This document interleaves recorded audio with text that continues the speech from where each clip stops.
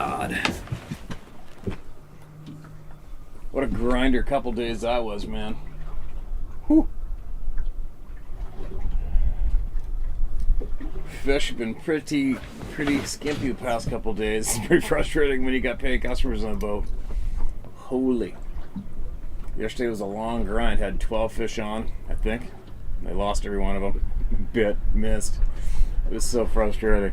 When you want people to load up their coolers and go home with fish, and it just they just can't get it together, or the fish can't get it together. Whatever. It is what it is. There's 3 boats, 3 groups of people, 3 of us, 3 different boats. And all my buddies were all the same. My buddy had 5 bites, caught 5 fish. I had I don't know, maybe a dozen hits, 2 break-offs, let a couple go. We ended up bringing home 1. Oh, man. It was a grind. It is what it is. And then I went out this morning, got up 4 o'clock again. Went out this morning, see if I could get that big fish that I need to strap that camera on and make cool underwater videos, but it just didn't happen. So now I got to get home. I got to work at home in the shop. Anyway, it feels good to sit down, I'll tell you what. A little dark in here. A little bright, I mean. But let's see what I got. Stephen, thankfully you have this format about the Bigfoot subject. I'm almost glad that you're not punishing the giant ape theory. This is no ape, nor is it a human. I don't care if you use my name. Spencer mentioned that something tried to touch him in his sleeping bag. Well, I had a similar experience just 350 miles north of him in the Immigrant Wilderness area just north of Yosemite. My 14-year-old son and I camped at Bear Lake one evening. As we were cooking dinner, my son pointed out to a dozen caves in the face of a granite cliff next to our campsite. I didn't believe in Bigfoot at the time, so I stood on a flat granite boulder next to the tent and yelled a Tarzan-type call while beating my chest. Then I yelled, "Bigfoot, you're invited to dinner." Uh-oh. My son said that he thought that was a very bad idea. I laughed, but that evening, somewhere around 3 a.m., I suddenly woke to a feeling that something wasn't right. My son was still asleep. I started hearing something stalking our campsite. It made complete circles around, and its footsteps were from something large but bipedal. It did this for half an hour, keeping me on alert. Then, it walked directly toward the tent and stopped. I waited and listened. Then I saw a finger pushing into the tent. It stuck its finger into the side of the tent about 18 inches, each time probing for what was inside. Oh my God, that would suck. It did this about 10 times while circling my side of the tent. I'd moved just in time to not be touched. Oh my God. The only thought I had going through my head was that it is no bear. Bears not have fingers. Then I moved to my son's side. That's where I stopped being cautious and started getting protective towards my son. At first it leaned all the way down, sniffing where my son's head was. I took out my axe and bear spray and then quietly woke my son by shaking him. Then I used hand signals for him to be quiet, and I pointed to his side of the tent. Just then, this beast took in a huge breath, like a horse does, in a round pen. It had huge lungs. My son's face turned white. Then it started to poke the tent toward my son. I knew we were finished if we didn't take action before it did. My fear turned to anger. I was ready to attack. I signaled to my son that on the count of 3 fingers, we were going to confront this beast with a small axe and bear spray. On 3, I jumped up, unzipped the door, and jumped out. My son was right behind me. There was no moon and only a faint glow from the embers in the fire pit. But whatever it was gone. However, an 8-inch thick branch 8 feet off the ground was swaying violently back and forth like somebody grabbed it on its way out. I reached back into the tent for a flashlight. I could see sets of footprints with toes right next to the tent, but I could not see anything out beyond our campsite. The next morning, my son pointed out that something had stacked rocks on that granite boulder, and I was standing on and yelling from the night before. They were all small 2-inch sized rocks. Some were 2 rocks set up like a tent against each other. Others were like 2 high or 3 high. The rock stacks formed an odd-looking arrow shape pointed directly toward our tent. Since this doesn't seem to mean us harm, my son and I revisited this place a year later with trail cams. I'll tell you more about that later. Sincerely, Mike Costello. Holy shit. Could you imagine having a huge finger going in 18 inches in your tent, like all the way around the damn thing, like prodding a pillow while you're camping with your kid and you don't have a gun? That would really, really suck. That email is from a while back, so thanks, Mike, if you're still listening. I'm definitely looking forward to hearing more from you. If you want to email in and share, if you haven't already, please do, and we'll get to it and we'll share with the people. All right, man? That's a pretty unnerving experience, to say the least. Oh, the white deck of the boat's blinding. I gotta hold up here. Hey, Steve, had this experience in the late 90s in the Rocky Mountains of Utah up near Park City. I'm not a hunter, but I live close to the mountains. Spent a lot of my time in the mountains hiking and camping. I had a couple of good dogs, and I would drive as far as I could to get up the little switchback mountain roads and then get my gear. Lock the truck up and turn the dogs loose and hike. I used the dogs extensively. The dogs were trained and broke from running game without the go-ahead from me.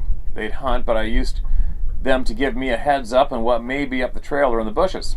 So when my dogs refused to come with me into this little valley I like to camp in, it was highly unusual. For about an hour, as I went through the very thick scrub oak below this little valley I like to camp in, I felt uneasy.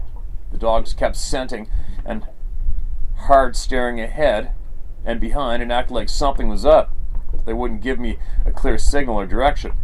We'd run into a little bit of everything wild over the years, and they'd never sent me mixed signals like this. I figured it must be hunters or men, as no animal would cause this. It spooked me enough that I put the dogs on a stay and left them with my pack and doubled back wide to look for sign of being followed. When I didn't see anything, I climbed a bluff and sat under a rock outcrop, looking ahead and behind for nearly 2 hours. The feeling was intense. Not a sign of anything, which was weird. No deer, very few birds. This bothered me, and I began to feel like something was putting pressure on me, like I was the mouse being watched by a cat. I came back and got my dogs and my pack, and I headed to where this little pocket valley was. It was steep enough territory that this valley couldn't be seen looking up the hills from below. It was set just right and small enough for unless you caught a glimpse of it at an angle from above or just stumbled upon it, you wouldn't know it was there. There was an old wood tree stand at its edge that showed somebody else knew about this place, but other than that, no clear trail or track into it on the low side. This time around, the dogs wouldn't come with me. They didn't act scared or whine or anything, just acted like they weren't going to come with. I put them on a line and they came along, but acted odd. I couldn't tell if they were scared or worried or just antsy. It was not normal. Once I was in the little valley, I could feel eyes watching me from up in these thick pines that grew where a split in the peaks let the sun shine. There's maybe a 10-acre big old pine growing up against the steep mountain wall, all the very back / top of the little valley. At the very back / top of the little valley. The whole valley was maybe a half an hour, 45-minute walk from end to end. I had enough by now and was getting bothered and angry. I tied the dogs, dropped my pack, got my machete, positioned, and headed straight towards where the stare / feeling was coming from. As I walked, I thought it might be a cougar or some old bull elk bedded down, giving me the out of my valley vibe. Where the somewhat level valley ends against the steep side of the mountain, there are about 30 to 50 yards of shale loose rock where the grass and scrub don't grow before the start of the pines. I got up into the scree, making a lot of noise and sending little mini avalanches of rock sliding with each step when I caught movement straight ahead of me. I stopped and squinted and tried to see into the dark shadows under the pines. The sun was high and it was a cloudless day. I said out loud, "I feel you. I'm about done with your bullshit." I was used to things clearing out when I came at them. I started further up the shale, looking ahead. My eyes caught an outline in the shadows. It froze me. I saw part of a head and shoulder, and looking down, saw part of an arm sticking out from behind a pine tree. I tried to see better what I was looking at. When I did this, it moved slowly back behind the trunk and dead mess of branches at the base of the pine. The arm was furry, and the face was not a man's face. Big eyes, flat nose, almost looked like it was fake. The moment, plus my adrenaline, froze that split second into my mind's eye. I was about 20 yards to the tree line, and maybe 10 to 15 yards beyond the tree line was where it was. It was steep, and it was like looking up a staircase with that face looking back down at me. 2 to 3 seconds, and it moved out of sight. I heard sticks cracking, dirt and rocks sliding as it went further back up into the pines, and then it stopped. Right then I had a feeling of dread and became worried about my dogs. I yelled, "F you!" Flipped it off. I was pissed that I was scared. I was young, dumb, and mad. I stayed there, finger in the air for a few seconds. Then I hightailed it back to my dogs and hard pushed all the way back to the truck. No sound, no feeling, past the immediate area of that valley. No incident since. I've been back and have not had any issue with my dogs or feeling weird since that one time. I couldn't tell you how tall the thing was. Between the bad light under the pines and the steep slope, it's just too inaccurate of a way to even guess. It came across much bigger than a man.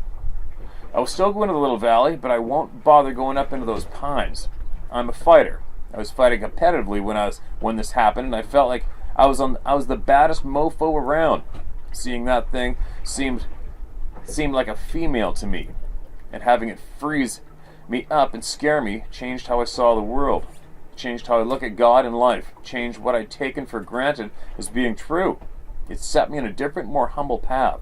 That's what you do with your channel. If you share this, you can use my name, Caleb Spears. Wow, Caleb, that's a crazy experience, man. And welcome to the Club of No Return. As you know, it's a club with many thousands of members, right? And this email's from a while back as well, and I'm really starting to dig back and get ones that I've missed.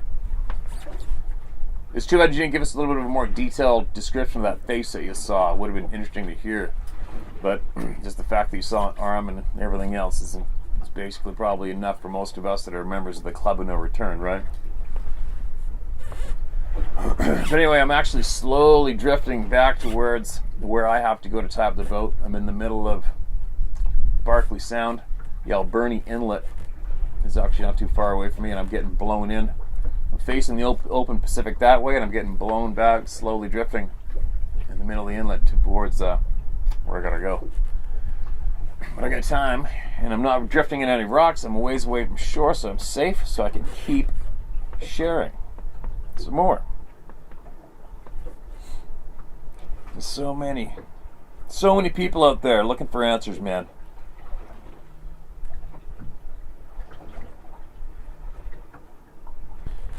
Alright, what do we got? I'm 55, my son is 18. We backpacked in a remote area to hunt mountain bucks. This is in northeast Georgia. I brought my Australian Shepherd, who is unbelievably well trained and knows 18 animals by name. She can hurt any of them by command, but she also...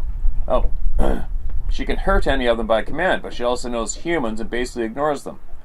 We scouted the area that evening and then set up camp. We scouted the area that evening, then set up camp, ate, and went to bed early. The only strange thing was a bird sound that seemed out of season and very unusual at the meadows from our camp. I thought nothing of it until after the following events transpired. 9:30. My Australian alerted me to something outside the tent. I didn't hear rocks hitting the ground either. 3 or 4. I heard rocks hitting the ground. 3 or 4. I unzipped the tent. My Australian Shepherd ran out to retrieve one of the stands. I unzipped the tent, and my Australian Shepherd ran out to retrieve one of the stands, paying no attention to where it came from. I took my FLIR thermal scope, which we use very often hog hunting, and scanned the upper logging road. A shape rose up.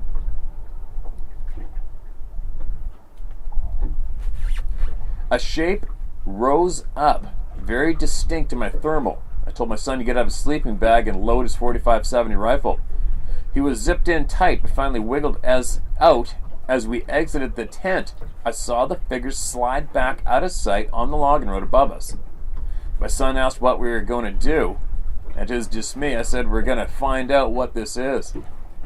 About that time, two figures appeared about 6 feet apart, walking down the logging road to the right.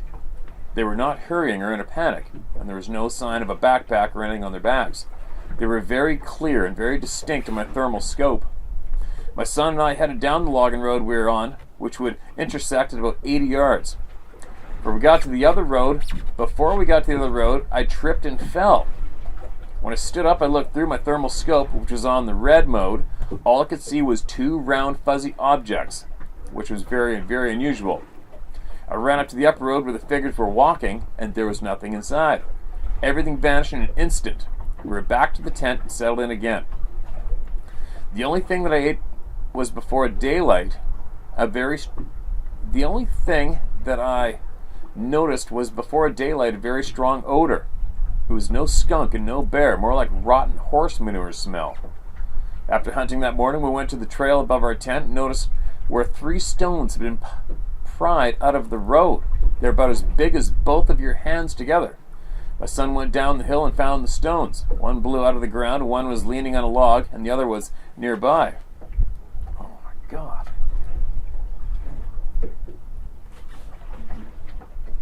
We never found the other one. These were probably 25 yards from the tent. Our fire was at a glow when this happened. I was thinking that something had to do with it. Also, we were breaking logs and laying them on the fire. When I heard the sound, I actually thought it was a log burned in half and hitting the ground. I noticed the next day when I rode my saddle horse in there was also a tree smashed.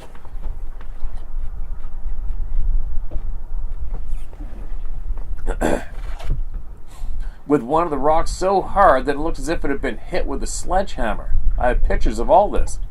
I set up trail cams, shot a 350-pound boar hog and set up, and have not seen anything or any evidence of anything.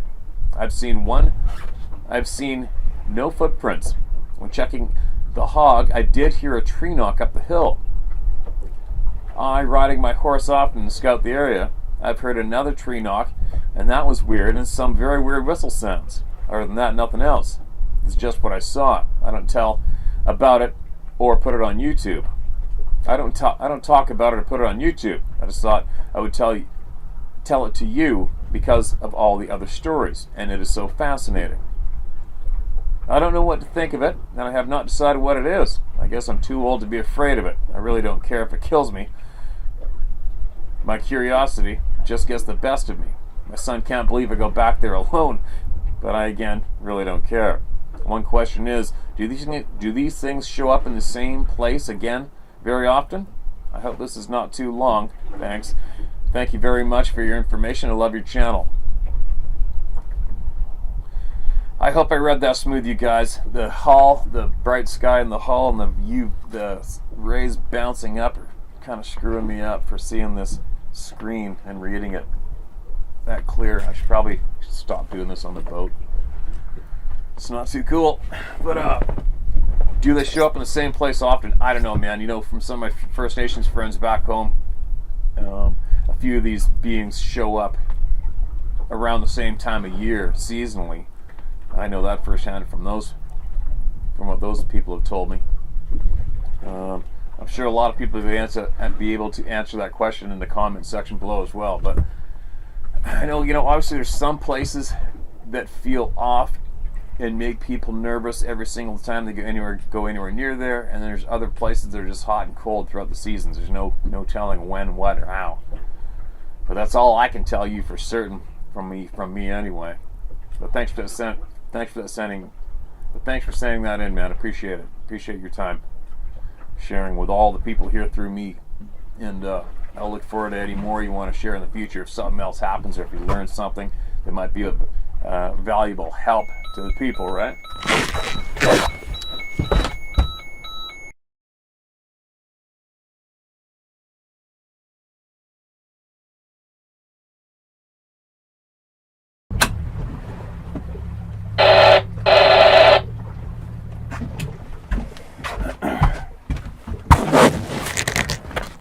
All right. see if I can get one more in.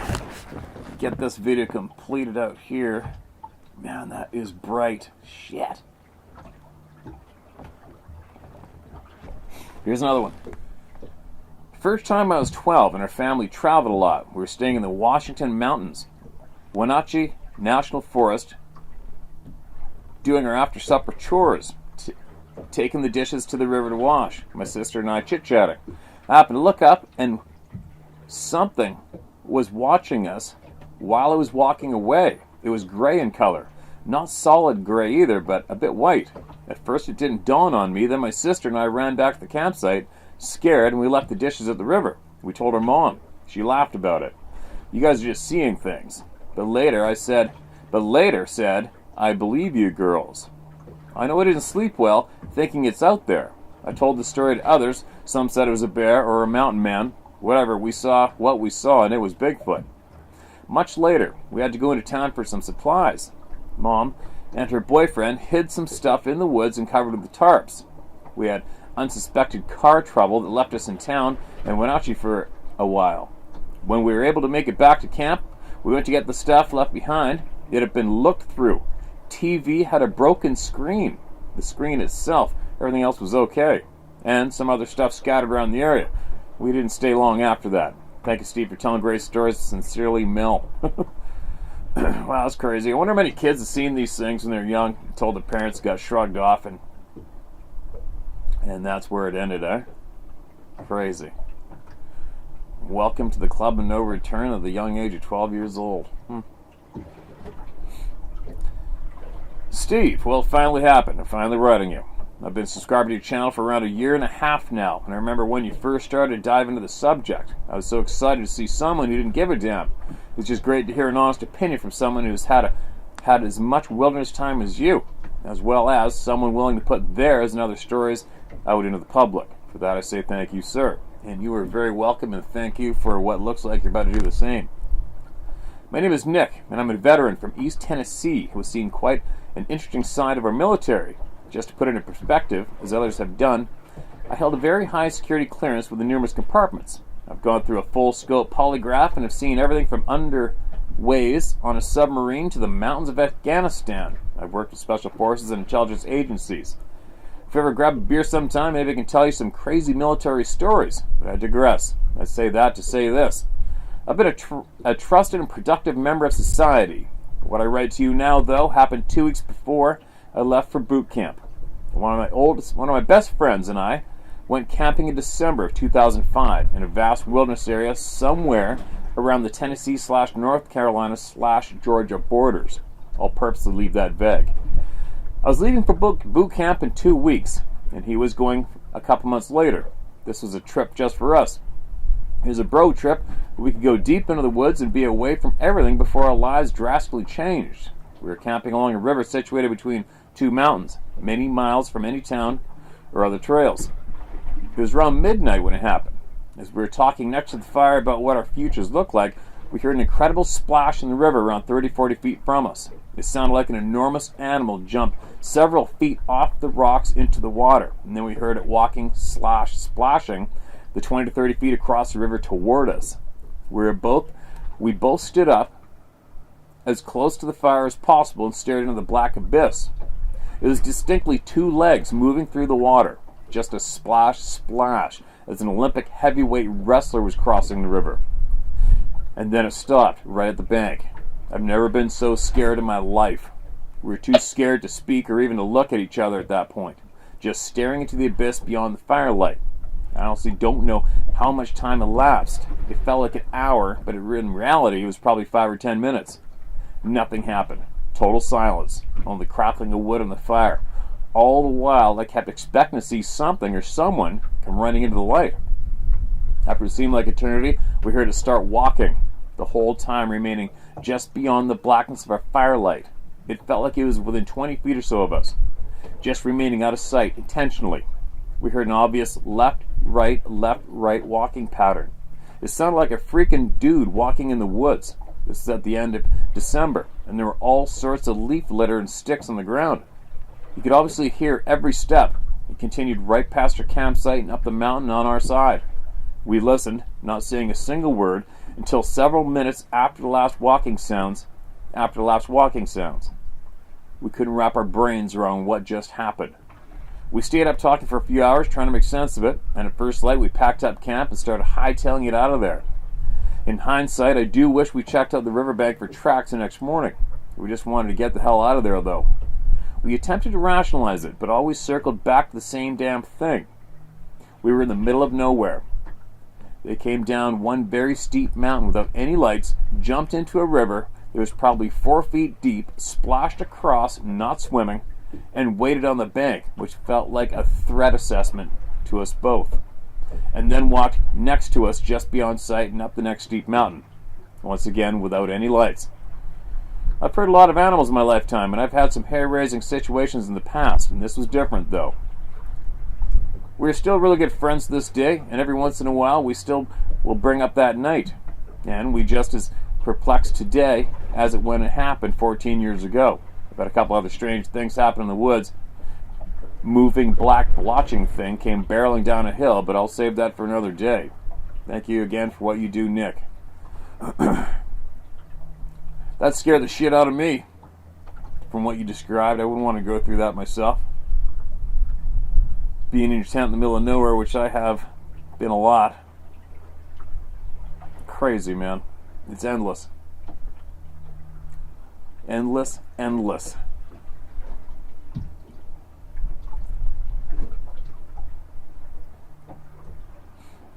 I think a lot of people email me in, and they'll email me numerous times and months apart, and sometimes I think I get the same ones thrown in. It's a little frustrating. And then I'll end up reading them by accident. Twice. Mayday, all stations. This is Prince Rupert Coast Guard Radio, Prince Rupert Coast Guard Radio, Prince Rupert Coast Guard Radio. Time, 1150 Pacific Daylight Time. Reference, the float plane crash reported near Tofino. All passengers have been accounted for. Ceylon Spini, Prince Rupert Coast Guard Radio. Whoa. That's unfortunate. Float plane just crashed Tofino, which is not too far away from me. And you just heard what I heard, and I hope that everybody survived it. They said they've all been accounted for. It didn't mean they're alive, though, does it? Crazy. Crazy. Isn't that crazy? Alright, let me read one more and I'm going to get out of here. 9 to 10 foot tall being. Dear Steve, I hope life is treating you and your loved ones well. Stay safe. Here's my first Sasquatch encounter. Sasquatch has haunted me since the age of 15. I'm now 49. I say that because they wouldn't leave our family alone. I've first seen a Sasquatch walk left to right, juniper bush to juniper bush, never taking his eyes off of me. I could have thrown a rock at it. That's how close it was to me. It was as tall as the Joshua tree that it walked past, and the Joshua tree was approximately 10 feet tall. My best friend Scott's little brother Brian was tossing me small rocks, and I was sitting, I'm alright, we already heard that one, unfortunately. Steve, hello buddy, and I hope this finds you guys well. I know your email inbox is always loaded with new emails and stories, but I was just listening to your latest video, and you mentioned that you were going to mention in your next book what these things aren't. I have some information that might help. If you haven't received my encounter stories that I sent to you several months back, please let me know. I'll be happy to resend because I think I have some very valuable information from 2 of my encounters. The second one lasted for over 3 minutes, and we looked at each other in the eyes that long, and believe me, it was a close encounter. We're basically face to face, less than 10 yards, for over 3 minutes. And if that thing didn't have so many human-like features, I probably would have unloaded 3.5-inch turkey loads into his chest. But Steve, I'm telling you, it looked so human-like. In some ways, responded like a human would have when we were scared or frightened. The best way to describe it is like there's no periods. Sorry, guys. Let me try that one more time, now that I realize there's no periods. Steve, I'm telling, it looked so human-like, and in some ways responded like a human would have when we were scared or frightened, the best way to describe it. It is like this. It looks like a drawing you would see in a museum or in books of cavemen. That dude, and yes, it was a male, had a huge package. If you get the meaning, he was over 7'9" tall, and that's a fact, because I took a friend down the next day and measured the limb he was standing under. The top of his head was 2.5 to 3 inches over that limb, and that thing was massive. He was built like a brick shithouse, and he walked on 2 legs. I guess the best way to describe his build is like this. It looked like trapezoid muscles were supporting and running all the way up to the bottom of his head, but he actually had no neck. But the trap muscles extended all the way up to the base of his head, or possibly the hair was covering up his neck. His skin on the face was color of light-skinned black person. His eyes were very dark brown, and he had a very wide mouth, with block-shaped teeth that were very stained, and they were square, for the exception of canines. They were a little longer than the other teeth similar to ours, and they weren't pointed. He had ears, but I couldn't tell the size or shape due to the hair covering the biggest part of them. The hair color was dark brown and light black, with lots of leaf clutter and briars in it. Basically living camo, I guess. That's how they blend in so well. The skin on top of his hands was the same color as the rest of his body, but the skin on his palms of his hands were a dark grayish color, and his fingers were long and thick. His nails were 1 to 2 inches long and very nasty and dirty. As a matter of fact, his index finger on his left hand was damaged and growing cockeyed, like he had broken it in the past, and it had healed crooked. His head was huge and somewhat conical, with a very heavy and defined brow ridge, with hair stopping just above his brows. His feet, if I had to guess, were 14 to 15 inches long and 6 to 7 inches wide. The ground was very hard and covered in leaves, so no prints. The skin on the bottom side of the feet were heavily calloused up, and the skins was the same color as the rest of his body. His toenails were thick and roughly 1 inch long. I know you probably don't believe me, and I really don't care if you do or not, because I know what I saw. And before you ask if I smelled any foul odors, yes. And no, at first I didn't smell much, maybe a little urine smell, but after he made me and started pounding the ground with his fists, jumping up and down, wow, he started to stink, and it smelled like wet dog / urine / roadkill combined, and lots of it. It was very nasty, and I really think they produce some kind of musk when they get excited or scared, like some of the other critters in the woods. I can tell you for a fact they're not apes or a monkey, because they walk on legs and they rationalize things out and make odd sounds in sentence form, and it sounds like a deaf person trying to talk. And after it saw me, it started to chatter and make noises that sounded like a language or something, very similar to the Sierra Sounds recordings. I don't know what else to call them other than a hominid from the distant past. They're very, very dangerous, so please make sure you tell people they need to carry a weapon when they go into the woods, gun or bear spray. Personally, I always carry my Benelli entry gun loaded with slugs and double-aught buck, and I'd really like to get this point across to your listeners. They're dangerous, and I truly think it would have killed me. Man, it was PO'd. If I wouldn't have yelled at him to stop and shot over his head, I think he would have ended up in my lap, and I'd be one of David Paulides' missing 411ers, because he was coming into my turkey yelps and purrs, and he had one thing on his mind: lunch. And brother, he was mad. He jumped up and down and beat the ground with his fists, and he also started ripping small trees out of the ground and threw them towards me, but he never hit me. And every time he jumped or hit the ground, I could feel the ground shake. If you can't find my encounters and you'd like me to resend the full encounter along with 2 others, please let me know, because I'll be happy to resend them. Please keep this in mind. 2 of them took place on our property, and the third was less than 1.5 miles away on state land. All 3 were bad experiences, and I still struggle with them today. For a while, I couldn't go into the woods at all, and I still can't. I still can't go in alone after dark. I'm 6'3", 286, and I fear no man on earth, but I truly fear those things. And I truly believe if I hadn't shot over their heads, I'd be dead man today. Steve, everything Steve, everything I stated above is 100% true, and I'd be willing to take a polygraph test. I have zero reason to make my encounters up. Actually, I have everything to lose because I own a sales agency and we sell hunting and fishing equipment to every major player in the U.S. and Canada. And most of our accounts would think I was nuts or smoking wacky tobacco. Please let me know if you want me to respond to my encounters. If I don't, and I get it, if you don't, I get it, and I'll drop the issue. Please know that what you're doing does matter a lot, and you've given folks a platform where they won't be ridiculed or put down for talking about the subject. And for that, I thank you. Please keep up the great work, and you're doing a wonderful job. Be safe and God bless. Kyle Maynard. Whew. Holy shit, Kyle. That sounds frickin' intense, man. And if I did, you know what? Once I get home, if I remember, I'll do a search in your name on the inbox. I'll see if I can find your accounts that you sent in. All right? And but in the meantime, go ahead and resend them in one package if you want. If you feel they will help the people. You got information that will help the people, or if you need to get it off your chest, and email it to me, all right? And then we'll share it up with everybody through me. I don't know.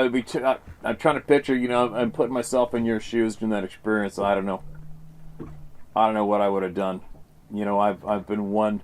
I've had a lot of bad grizzly bear experiences, and I'll tell you what. I do know one thing that I do know is every second counts when it comes to possibly defending yourself from an attack from something that'll rip you in half. And I don't know if I would have held off blasting that thing square in the face or not once it started jumping up and down, threatening me from that close. I don't know. I don't want that to happen to myself. I don't want to be in that situation. That's one intense encounter, right? But anyway, thoughts and prayers go out to the people who just crashed in the float plane up the coast from me. Not close enough for me to go to respond to, that's for sure, but what a shitty thing to hear while we're doing this, right? But on that note, I got to start this motor and get out of here and get settled in at home more. And I really want to get sharing a lot more of these emails from all you. It's very, very important. Very important. So be safe out there, you guys. Keep sending them in. I'll keep sharing them, all right? I'll be reporting back to you from a different place on the planet shortly.